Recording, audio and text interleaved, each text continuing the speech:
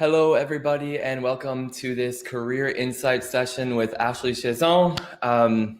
You all probably know Ashley already, but if you do not, she has been doing freelancing and working in many different positions for like over a decade now. I want to share her site here. This is a site that helped me a lot when I was getting into the field like several years ago, and actually has tons of great content on here. You can check out her portfolio for some nice e-learning examples and these storyline tutorials. Like, she's probably one of like the most prolific storyline tutorial creators. I think she even published a book on one of the earlier versions of storyline, like mastering articulate storyline. So recently, Ashley's been putting all of these tutorials on YouTube. So if you are not subscribed here, definitely come and check it out, because look, this is like a gold mine of storyline content. So we're going to dive into storyline, portfolios, working for higher ed, working for a big compliance company, and freelancing. So we have so much to discuss. We can take the conversation wherever you'd like. Ask your questions using that Ask a Question tab and vote on the ones you'd like answered, so that we can get to the questions that people most want to see answered. So with that being said, let's welcome up Ashley and let's dive into these questions. We have a lot of friends in North Carolina and Miami here today, it seems like. Nice.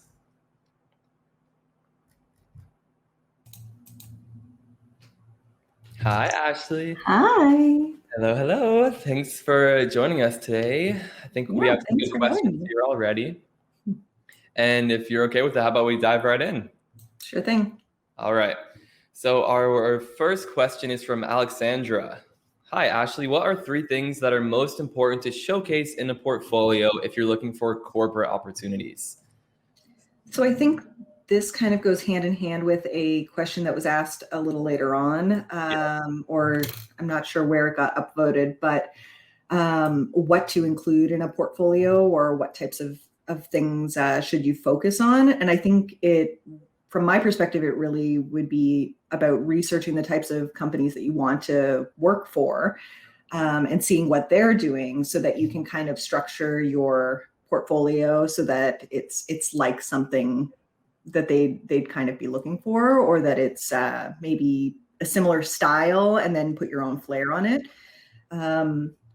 I would avoid including full interactions, include some full interactions, but you don't have to include like a 20 slide course. Yeah. So I'd probably try to create some samples with various interactivity, showcasing a few different types of things, and toss those in there. Yeah, I've seen some people have a lot of success with these, like, just these e-learning interactions that are like a few slides long. They look nice, showing off some sort of like storyline interactivity most of the time. And people have had success with that. I mean, it definitely shows off like some visual design and storyline development skills. Maybe you'll need to get credibility for like the ID skills another way, but yeah. Absolutely. And if you can, another thing that you might want to consider is if you can find what they're using. So not all corporate gigs are going to be using the same authoring tool. So you may want to tailor your portfolio a little bit so that you have, Lectora samples or Captivate samples, or, they're doing a bunch of video-based stuff. So you can maybe look to set yourself apart by looking at previous job descriptions for similar roles in the organization, if available.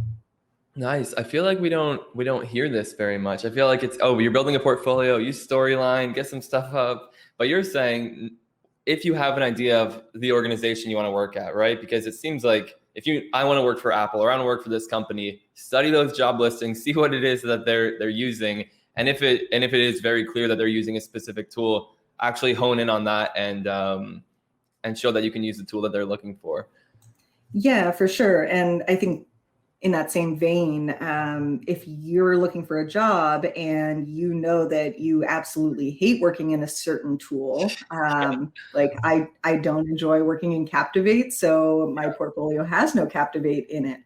I think that I would avoid including samples made with tools that you wouldn't care to work in again, because you will get questions about them. You'll see people asking you, oh, I saw you did this in your portfolio. Can you talk more about that? And if it's something you absolutely hate working in, you're probably not really going to enjoy that role. Yeah, good point.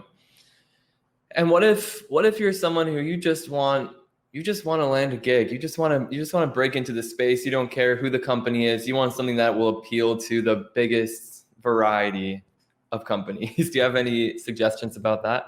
Yeah, so I think in that case, it would be more about creating some really solid pieces that aren't really branded for one type of, like for higher ed or for corporate or for whichever industry.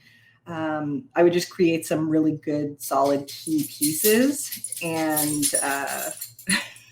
sorry, and have a nice range. So I wouldn't do 10 tabbed interactions. I wouldn't do a bunch of the same stuff. I'd try to kind of vary it a bit and use the same style so that it's cohesive in your portfolio, but change some of the content up and the look and feel up. Nice. Good point. All right. We may have more questions about portfolios. Feel free to add them to the queue, but I think for now we will move on to the next question, which is from Paula.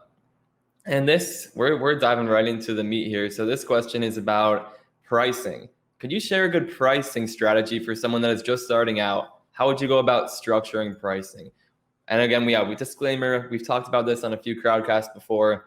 Short answer is it depends, but let's hear Ashley's take on this. Yeah, it definitely depends. When I was first starting out in freelance, I didn't know how to price my services, and I think everybody goes in too low. If you go in too high and you don't have the experience for it, that could also be a deterrent. So it's really a trial and error exercise. I think a good rule of thumb when you're just starting out could be to take your last salaried or hourly position, or the hourly figure that you think you would have if you worked at, I don't know, any job posting. So, a job's hiring at, I don't know, $50,000 a year or something. Take that hourly breakdown and then multiply it by 50%. So mark yourself up 50% from that hourly, because you should be charging more than that, but you're at least going to cover things like your taxes and the things about freelancing and pricing that a lot of people don't talk about. When you work as a full-time employee, your organizations usually take those deductions from you automatically. And so as long as you're starting with a decent base and then marking it up enough to cover whatever it is you want to, like your pension contributions or your health or your taxes. All the software, I mean, your home office. Like I think I calculated it yesterday, and I'm paying like $600 a month for like software just for running the business. So yeah, definite. And there are good calculators out there like that, where you put in like the annual salary you're like going for or we're making, and it will like spit out an hourly rate. But yeah, hourly rates do seem safe when you're like just getting started, because like fixed pricing is nice, right? Because if you're efficient, you can multiply that hourly quite a bit. But when you're just starting out, you don't really know how long things are going to take you. You don't know how to fully scope a project. Like I got burned on some of my early ones. Like, let's do like a branching scenario. This is going to be like so engaging and amazing. And then I'm like building out like 3 courses, and I'm like, what am I doing here? Yeah, you're like, by the time I calculate my hourly rate, I'm now getting paid below minimum wage. Yeah, I think that's a really good point. From an hourly perspective, I like to use hourly pricing when I'm working with a new client that I don't really know much about. I don't know if they're going to give you the runaround with scope creep and all of that jazz. So it's kind of a nice way to protect yourself versus project-based pricing, which is fantastic, but I think you need to be very specific about what is in the scope of that project-based price. Yeah, that's the trick with project pricing. But good stuff. And review cycles as well. Yeah. So what is this deliverable going to look like, and how is the review process going to go? Because make sure define how many review cycles they get. Yes, exactly. Because I've been on some projects too where it's like, let's bounce it to our team in Europe, let's bounce it to our team over here, and like they're giving feedback that like contradicts other people's feedback, and you're locked into like 10 review cycles, and it's like, what is going on here? Yeah, I think it's the review apocalypse. I think you've heard it called. Yeah, it happens. Cool. Another question from Paula here. What do you think are the top 3 things to do before starting to look for customers as an instructional design freelancer? So I think research would be my biggest tip, because you want to research customers or clients that you would want to, and find out who it is that you would want to possibly do work with in the future, because you might think, oh, this company is great, and then you do a deep dive into some reviews. Glassdoor is really great for employee and past employee reviews. Check out on Reddit. Are people trash talking those companies? Because if they are, then you may not want to commit to those types of companies. I think knowing the industry that you'd like to be in. When I first started with higher ed, I actually had cold emailed all of the directors of online learning or distance education, all of the individuals that I wanted to get in front of to talk to. I don't think you really have to do that now with the way social media is, but it was really helpful because 5 years later, when the one position became vacant at one of the universities, I got called in to come and chat. So I think knowing the industry that you'd like to be working in, and then doing the research accordingly. Nice. All right. Do you have anything else to say about that? Top 3. The question was, you want it all, but that's good. Yeah, research. I feel like we don't hear that enough, but that's a good point. I imagine a lot of people, I want to land some work. I'll do it for higher ed. I'll do it for corporate. I'll do it for anyone. So, but it seems from what you're saying already that your approach is more like strategic and thought out from the beginning with, researching the clients, researching the industry, figuring out exactly what it is that you want. Yeah, there's definitely a strategy now. There wasn't always a strategy when I first started freelancing. It was just like, okay, take all the contracts because I don't know when I'll get more contracts, or oh, this one sounds good and that one sounds good, and then all of a sudden you're over capacity and you're just working like 2 full-time jobs trying to stay on top of everything.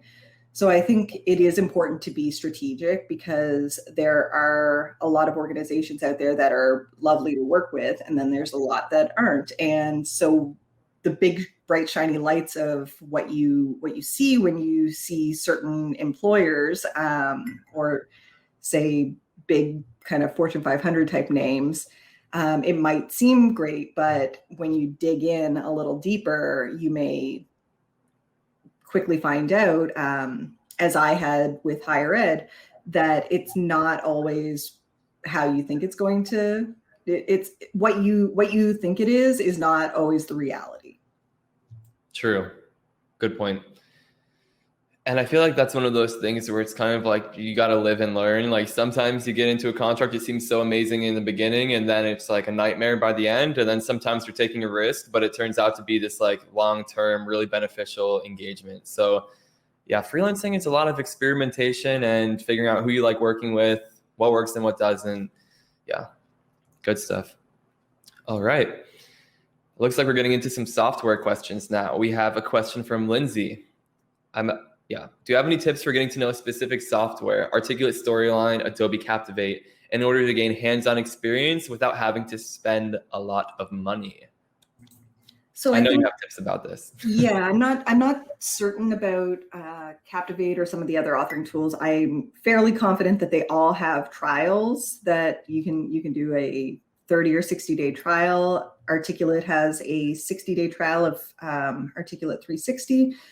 So what I would do before signing up for one of those free trials is be strategic. Like, hey, the Articulate eLearning Heroes community, they post almost weekly prompts I think they have over 300 now for prompts to create a certain type of e-learning or interaction. And what I always recommend, regardless of authoring tool, is go there because there's 300 and some odd ideas. And then you can see what other people are doing and you can try to replicate on your own.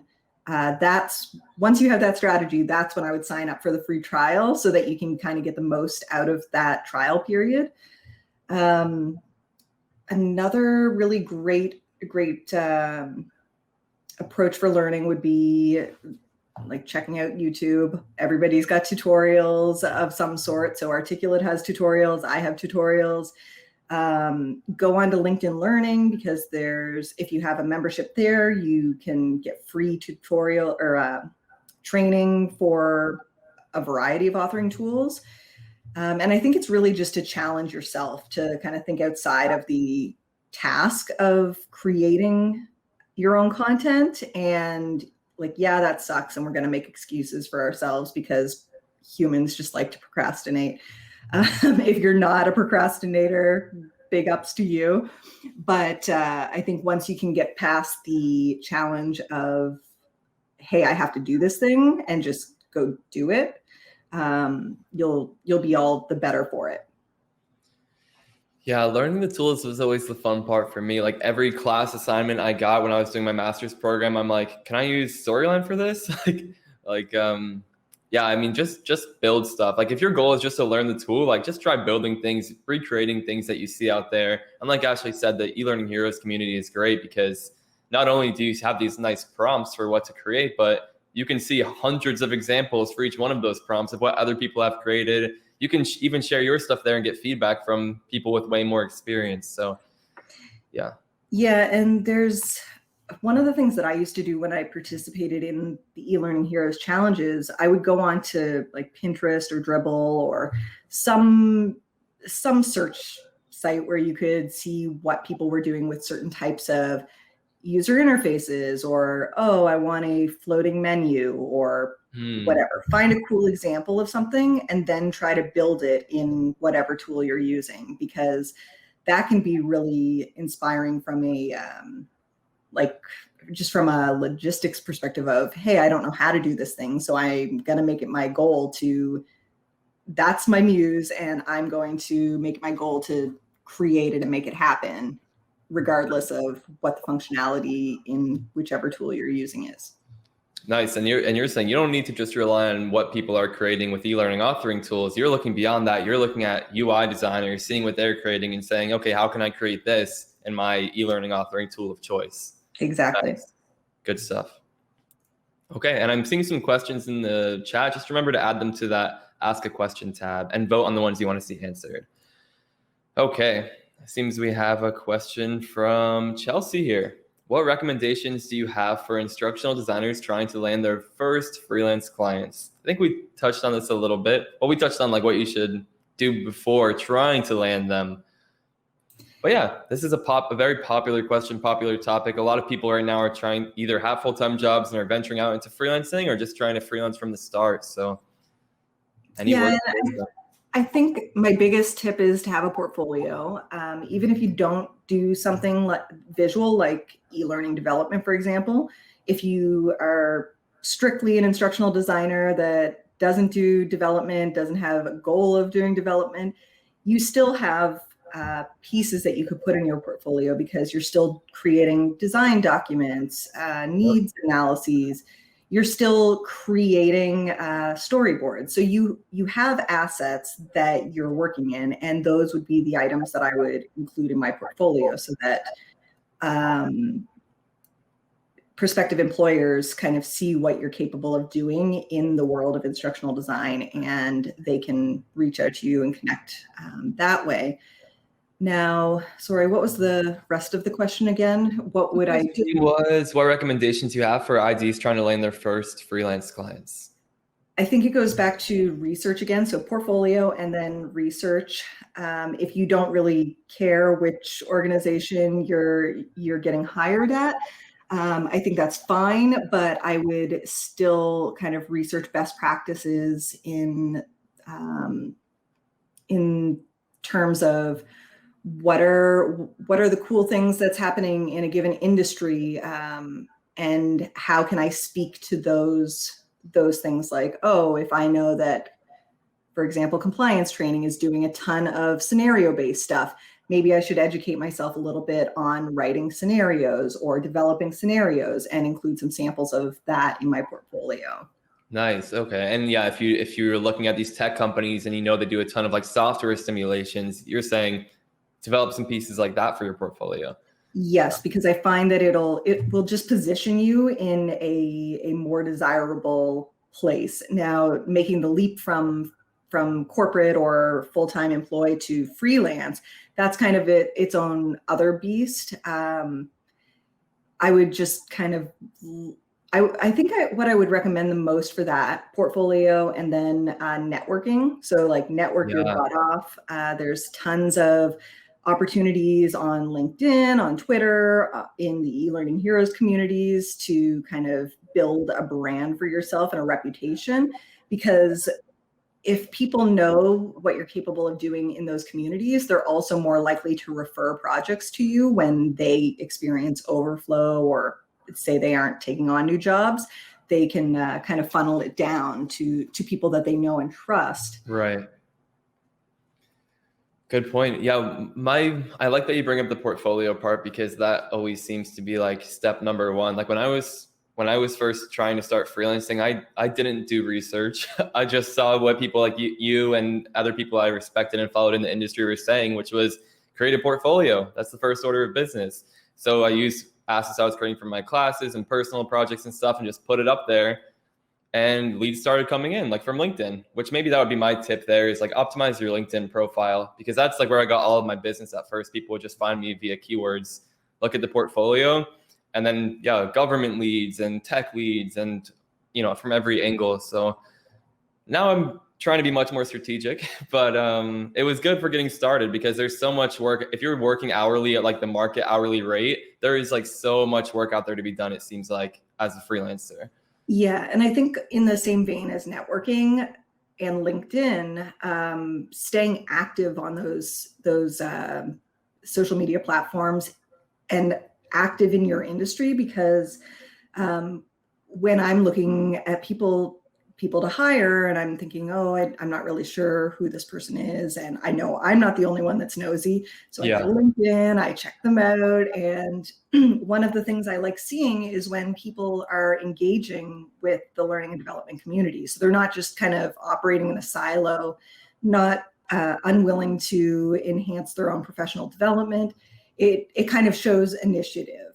And it makes it easier to trust that person. Like there are some names I've seen, and whether this is their first year in the industry or they've been doing it obviously for like decades, like when you see those names over and over and you see them helping people and sharing content and sharing their projects, if someone like that reaches out and it's like, oh, you have anything? It's like, if I do, I'm probably going to give it to you versus someone kind of random. So yeah, and I did see a comment. I think one of the comments was asking about platforms like Upwork and Fiverr and all of that jazz. And I mean, there could be a time and a place for Upwork and Fiverr. And when I first started freelancing, I actually wasn't looking to freelance in instructional design. I was just, what is this freelancing unicorn you speak of? I had a full-time job. I was looking to pay off my student loans. And so I went to freelancer.ca, which I think might be Upwork now. I'm not. Yeah. I went to freelancer.ca and I just took on all these terrible jobs to like proofreading thesis. And I just did my master's. I don't want to, I had enough proofreading of thesis.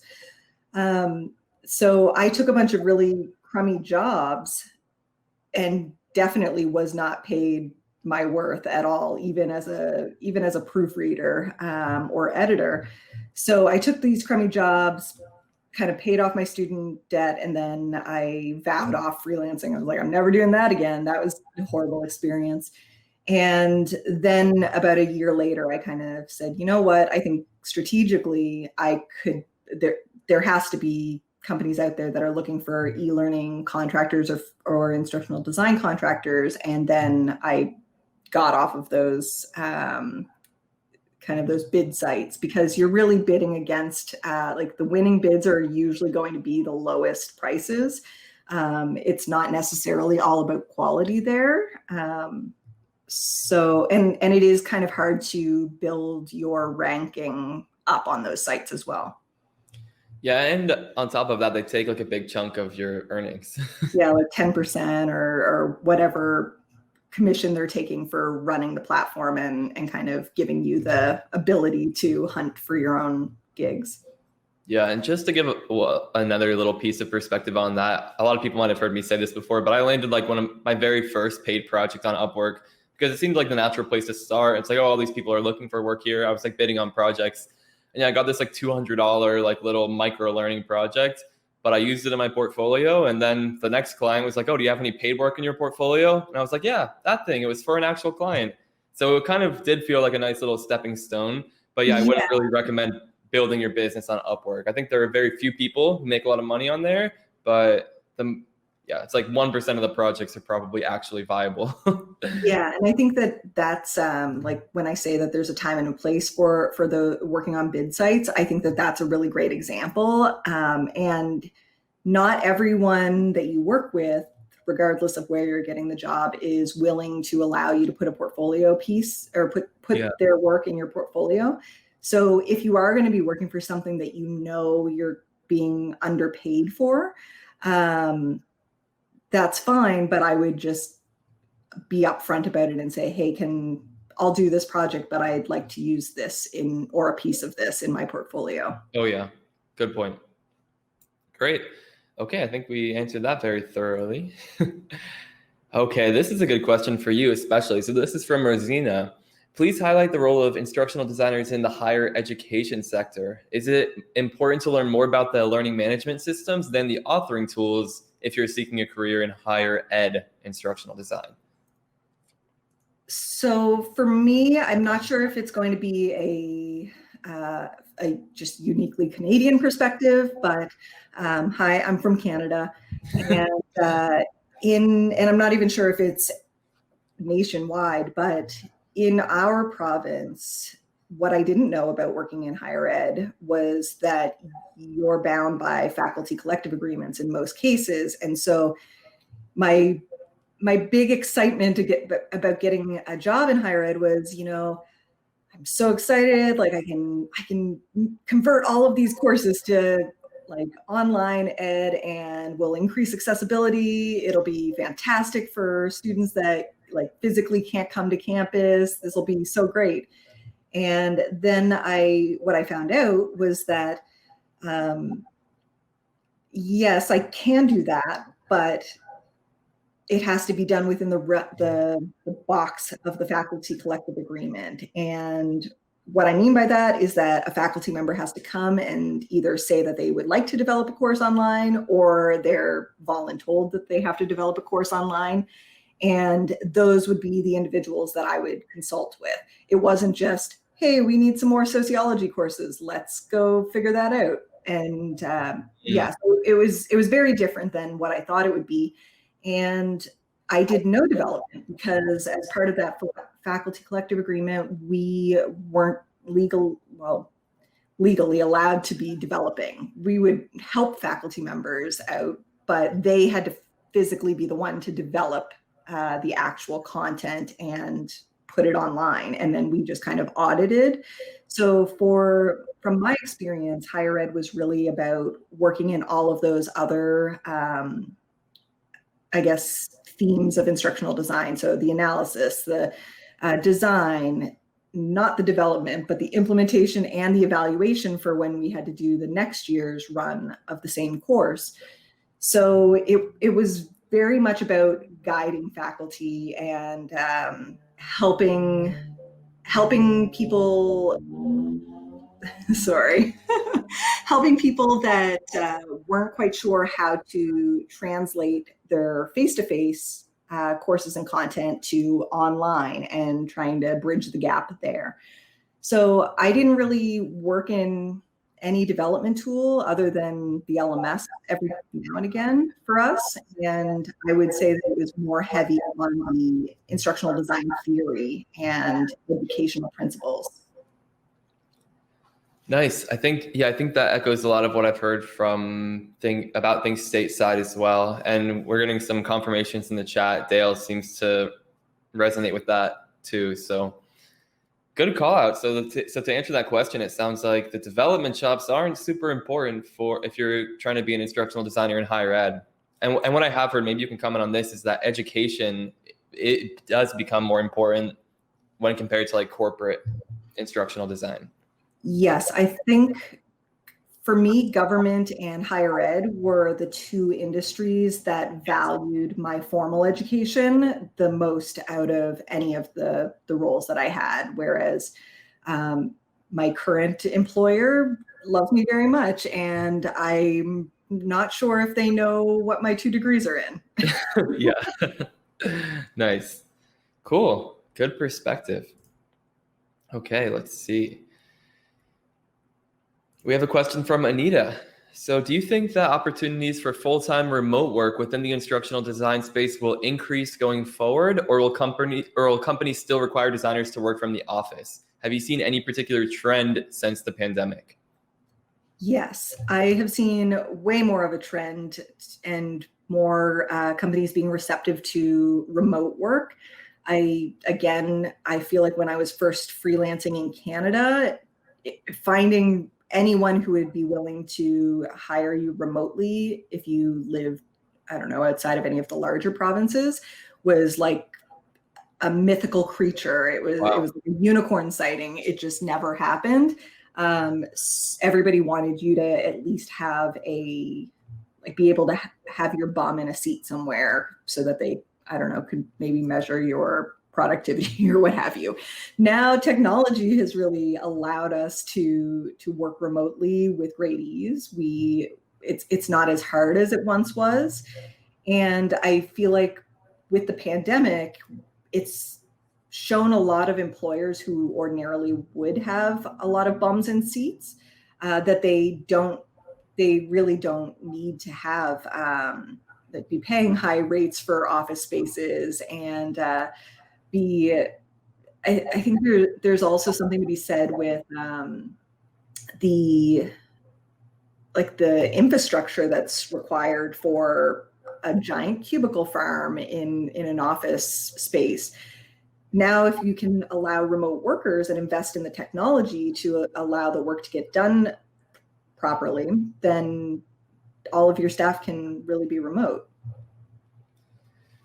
Yeah, and I don't know how much of this is just from COVID, but obviously like so many instructional design jobs right now, especially are remote. You see somewhere it's like remote until, further notice, but I imagine there's going to be way, way more remote jobs even after COVID. Like, because before, like there were some remote instructional design full-time jobs, and I would look here in the States, like before I knew I'd be freelancing full-time, I would look for those. And when you find one, it's like, oh, wow, there's like a remote job. Like, let me throw in an application for that. But now it seems like it's just like the norm almost. I mean, for freelancing especially, though, it's like never a question, at least for me now, that it's remote. But, yeah. And I think that there's going to be a lot, like a nice upswing in the trend of people who prior to the pandemic hadn't worked remotely, got a taste of working remotely, yes, and don't go back to an in-person yes, job. exactly. They just say, okay, I'm out. I'm gonna go find something that is willing to let me be remote, because it does afford you some flexibility. I mean, I don't have to worry about, oh, I didn't bring my lunch today, or I forgot my lunch, so I'm going to go to the cafeteria or go out and forage. I can just go to my kitchen.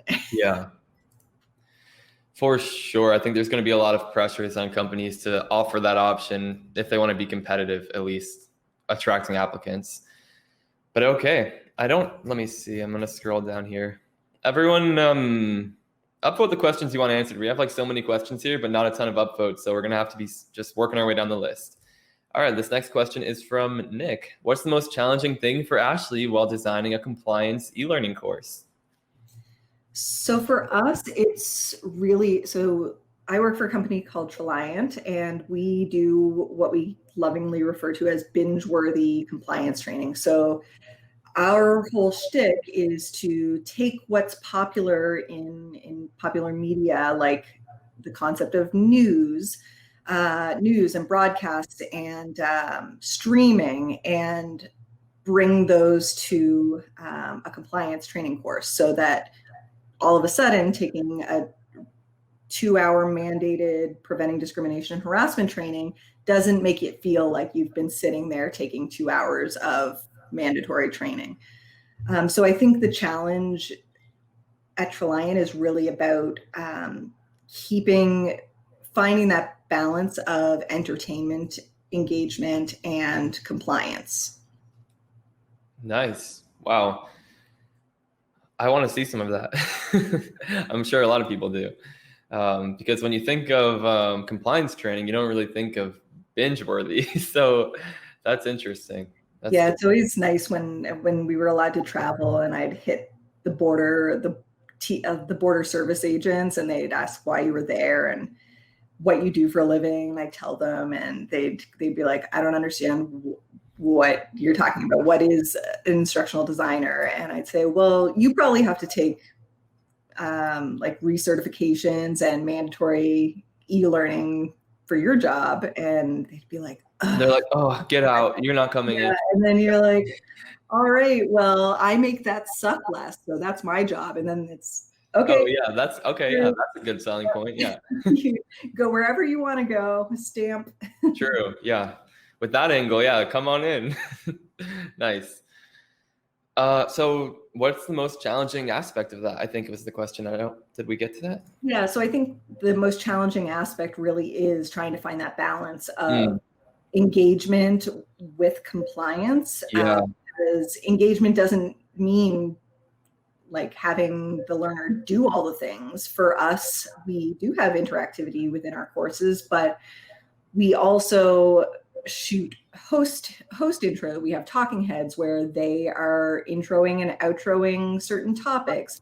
Then we have scenario videos that are shot very realistically and professionally to kind of make it seem like we're watching something unfold. You're not, and then we have all of the state mandated content that's in there as well. So it's trying to find that middle ground so that you aren't just creating 2 hours of painfully dry compliance training.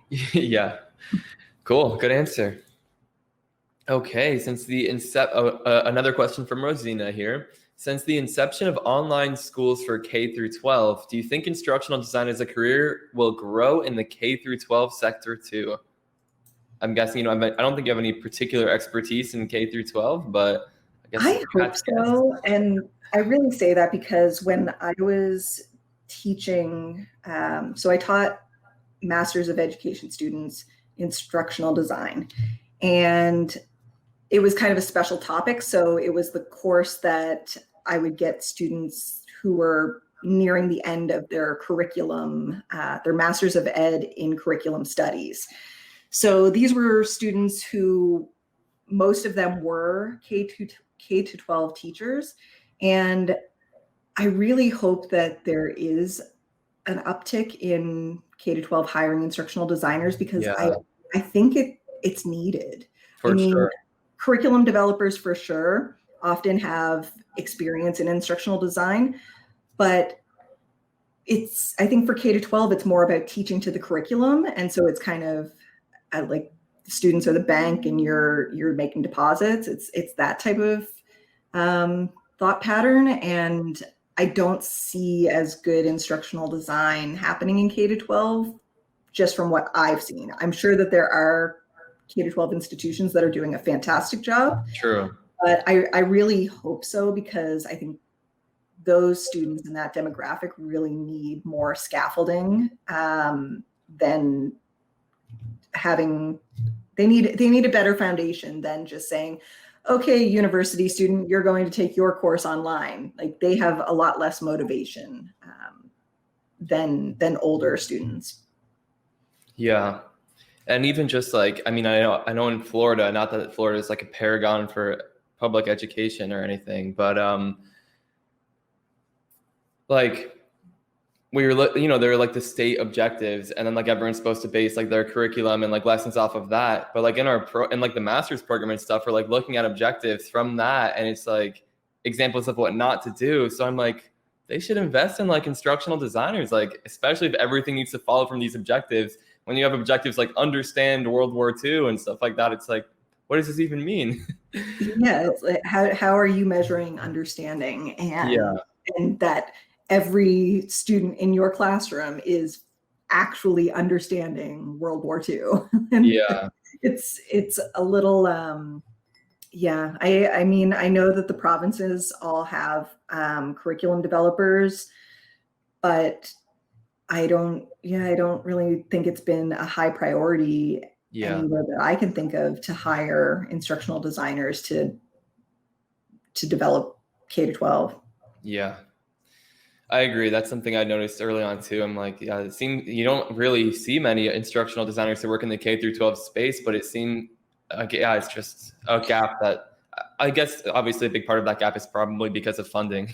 But yeah, Yes, yeah, there's definitely a funding element of it, but I think especially with students learning online for so long in this yeah, pandemic, I think I would hope that somewhere out there, someone is going to be doing research that says, hey, the cohort of students who were learning entirely online, this is what worked well, this is what worked horribly, they're further behind than they should be, or they're more ahead, or what have you. I'd like to see some hard research on the effects of that. And then maybe some more sound decision making when it comes to, okay, well, how are we going to have online learning but still ensure that the students are at the level that they're supposed to be at yeah. the end of the year? Nice. Okay, I'm sure we can keep discussing that, but let's try to move on to the next question here.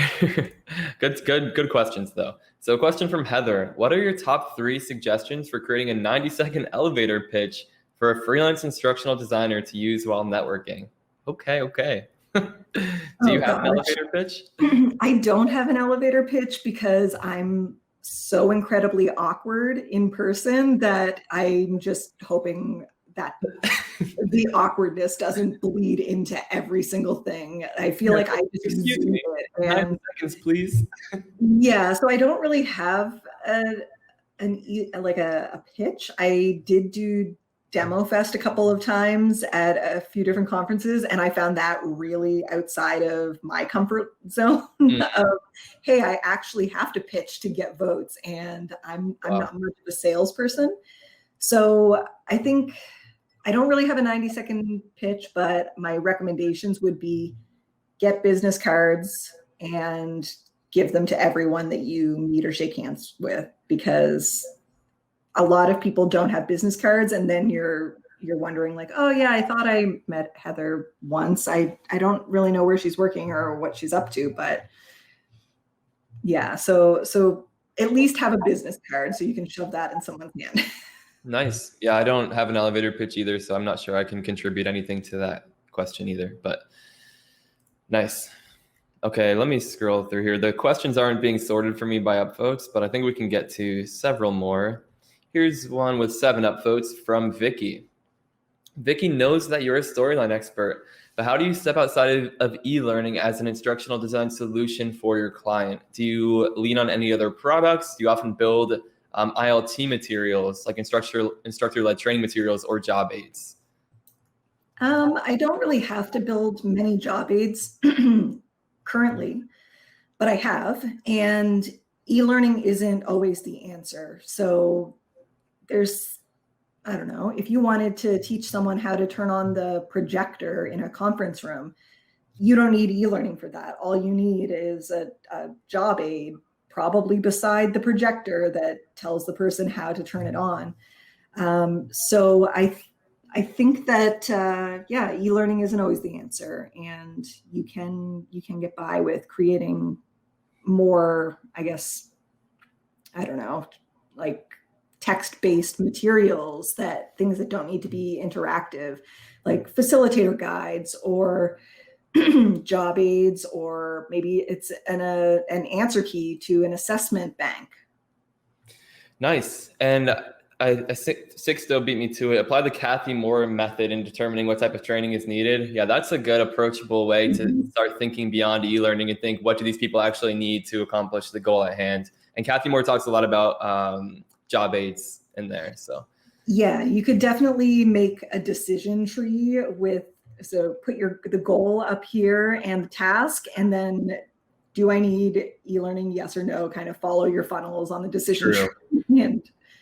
And yeah, good point. E-learning is definitely not always the answer. In the corporate space right now, it kind of does look like that with what people are looking for or what people are paying for. But yeah, if you have the freedom to, it's always good to step back and think, what actually will help here? What do we actually need? And we can have a whole conversation about that, I'm sure. All right. What do we have next here? This great question from Jonathan Rock. He's wanting to know if we would sing a duet, but that's gonna have to wait for the karaoke series that someone else will start. But great question, Jonathan. Sorry to let you down. Want that. Ashley says she'd be down if it was an in-person event. I would. I don't think you'll ever find me singing karaoke though, unfortunately. Okay. A question from Jen. Alternative instructional design positions, such as working for nonprofit or military, how are they different? I think maybe we talked a little bit about this with higher ed and corporate, and I think that's what you're most experienced with. Have you worked for a nonprofit or in the military space?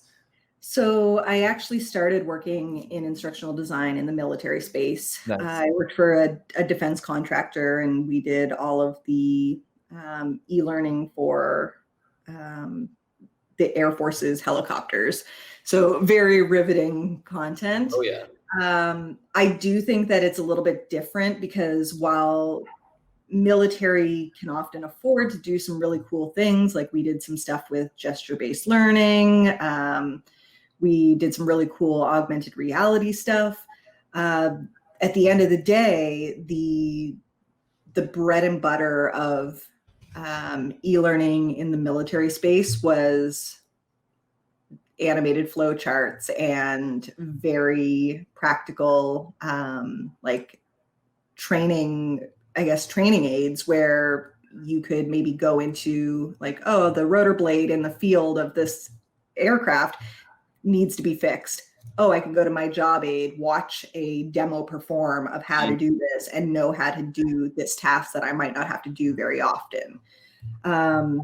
So yeah, I did feel like working in defense, because the province that I'm in is very heavy in almost all of the instructional design jobs are with the defense sector.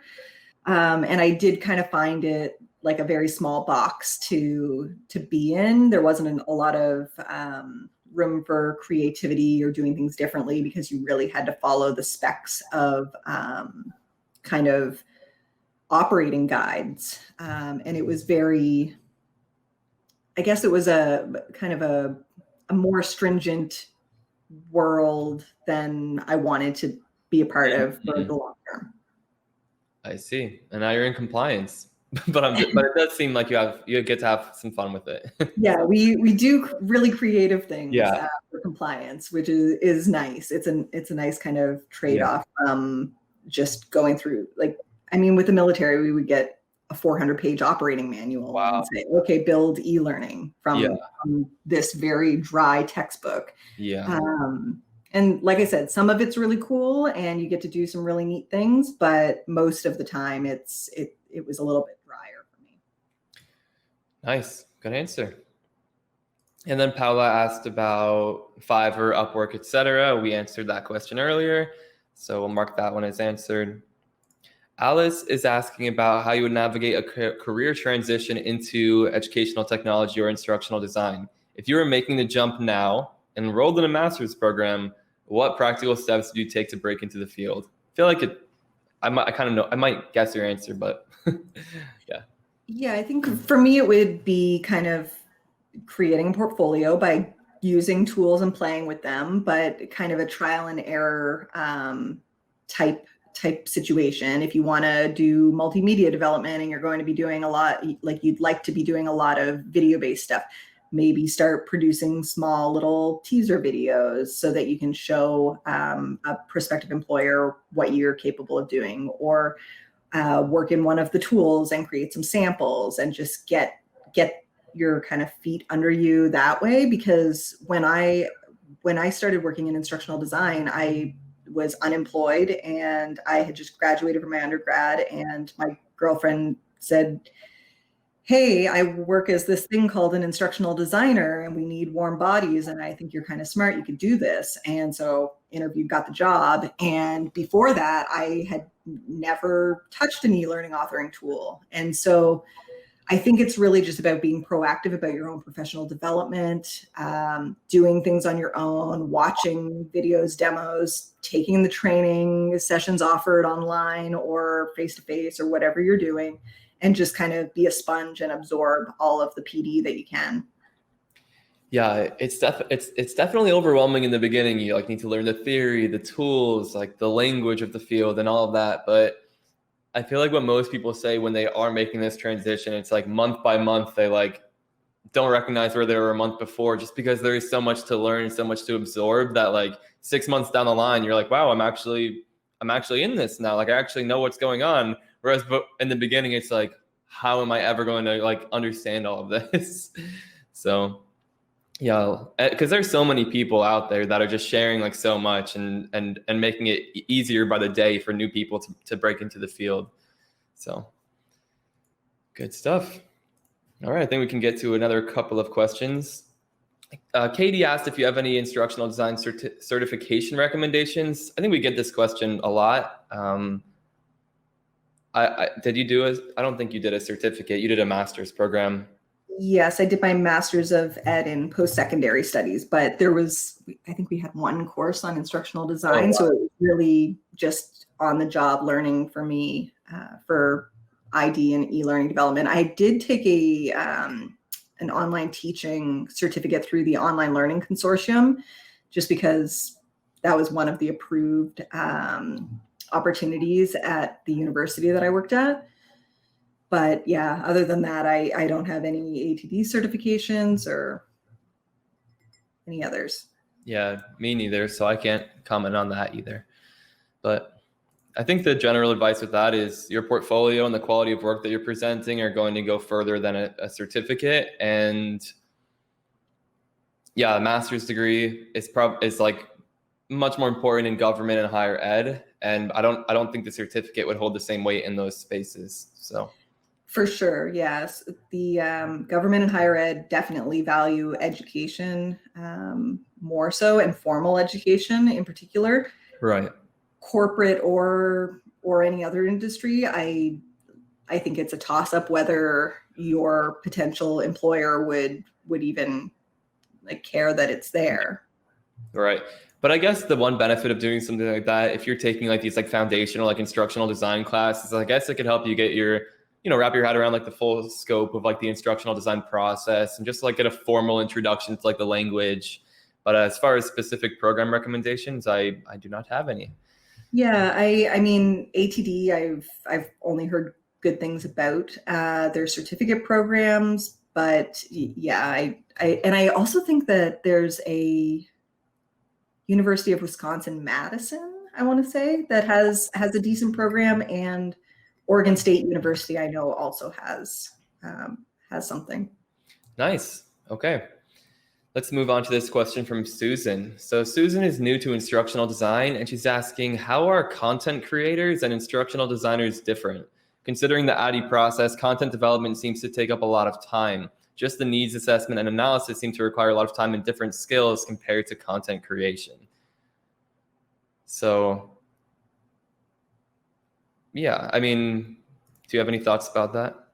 Yeah, so I think the content development definitely takes a lot of time. I think it depends on what type of development you're doing. For example, with compliance training, there's a lot of upfront consideration. So while I can't give you exact metrics, I know that there is a lot of time spent upfront because it's compliance training and there's legal requirements usually. So there are more considerations to the analysis and design. Whereas I think a lot of corporate gigs, the instructional designer ends up being the content developer in most cases, and it's oftentimes rapid prototyping. So you're not storyboarding something first and fleshing that out. You're doing it all at once in the tool. And so you're essentially cramming two jobs into one, which is why it would take longer. Yeah, I agree. I think that is definitely true right now on the corporate side of things. And even a lot of freelance work, it's we need this thing built, we need this thing created. And I think I could talk a lot more about that just because I do, we created a lot of content for the industry. I mean, maybe you can talk about this, like, how do you view like all of the tutorials and stuff that you're doing for other instructional designers? Do you view that as doing instructional design work, or do you view that as something separate? For me, in my tutorials, I view them separate because it's really just a rapid, hey, I have I have an hour of free time and I'm just gonna bang out these tutorials. And so they're very quick and to the point, and here, this is how you do a thing. But with that being said, when I make those videos, I do think about, hey, not everyone is going to know where they find the slide master. So I'm going to show them how. So I'm kind of taking some instructional design cues of like sequencing things properly, because otherwise you're just going to confuse people when they come to your videos and they're like, what the hell is she showing us? Yeah, like I think there is a good amount of overlap, and this is an idea like I've been really interested in lately between like content creators, like non-instructional designers, but content creators, like content marketers, kind of like people producing content like on the web, because the good content creators have a very, very deep understanding of like who their audience is, how they can provide value to them, and where the audience is so that they can provide value to them, on Google or on YouTube or whatever it is that they actually are active. So I'm like, we have these people who are not trained instructional designers who are providing so much value right where people need it. And then we have instructional designers creating these like, stuffier e-learning courses that are like sitting on an LMS where people may or may not be accessing it. So I've been really interested in that idea before, because I'm in kind of like at the intersect with like creating the content and then also like the e-learning projects. So yeah, I think if I had more time, I would definitely, my videos would definitely be more strategic. Yeah. From an instructional design perspective, they're more so job aids just to get the job done and get the content out there. But yeah, it would be very interesting to have a content marketer turned instructional designer, e-learning developer, and have a perspective on it. Yeah, true. All right. Well, I think we are at the top of the hour here, and that's the wrap. So thank you everyone who submit questions. I know we didn't get to all of them. There are 40 more here, but hopefully we provided some value here. Let's get some applause emojis for Ashley in the chat. And for having me. I do have a question actually for you. Will this stay open so that we can answer questions as well? Or how does that work with Crowdcast? Yeah, the room will be open. The chat will always be open, and this recording will be available as soon as this is complete. I personally don't usually check the chat from like older sessions, and this will also be on YouTube in a couple of weeks as well. Okay, great. It can, people. I don't know if you want to, like, how can people get in touch with you if they wanted to? LinkedIn. I'm on LinkedIn, Ashley Chiasson. I'm on the internet, ashleychiasson.com. Yeah. I got the YouTube channel. I'm on Twitter at AMD So I'm always happy to help. If anyone wants to reach out and connect, please connect. And if there was a question that we didn't answer, feel free to reach out on any of those platforms, and I will best to answer. All right. And I know you have a mailing list as well. Right on the top of your website, it's that get the free course development plan, and then they'll be on your list. So if anyone wants to stay in touch with Ashley, that's a good way to do it as well. So thanks, everyone. Thank you so much, Ashley, and I will see you all next week. Thank you. Bye-bye.